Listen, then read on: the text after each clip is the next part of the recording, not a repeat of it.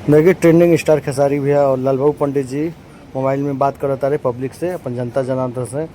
और ये लाइव रलन डायरेक्टर लालबाबू पंडित जी अपन पेज से बहुत दिन पहले, एक सप्ताह पहले तकरीबन, जब फिल्म स्टार्ट भय रहे।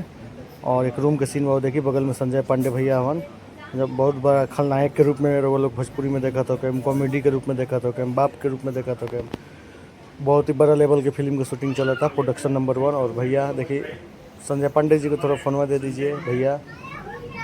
और देखिए संजय पांडे जी भी लाइव आवता लालबाबू पंडित जी के लाइव में। लालबाबू पंडित भैया के लाइव म्यूट हो गए बा भाई लोग, लाइव रहल उनकर लाइव म्यूट बा, मगर फिर भी उनका समझ नहीं क्या आवत। और देखिए संजय पांडे जी हवन, खेसारी भैया, सब लोग एक साथ बा लोग। और ये फिल्म शूटिंग लखनऊ में चला था, बहुत प्रोडक्शन नंबर फिल्म 1 बा। फिल्म के नाम रिवील ना कर सकीला, बार बार कहिला भाई। फिल्म का भी नाम अभी पूरा चर्चा में नहीं कल गई, शूटिंग कंप्लीट हो तो फिल्म के नाम भी समझ में वो लोग क्या आ जाए। और ऐसे वीडियो में बना रही। और देखिए खेसारी में बैठ गई हन लाइव खत्म होने के बाद। चलिए वीडियो में बने खातिर बहुत बहुत धन्यवाद। और लाइव के ये समाप्त कर जाए, वीडियो के भी प्रणाम, नमस्ते।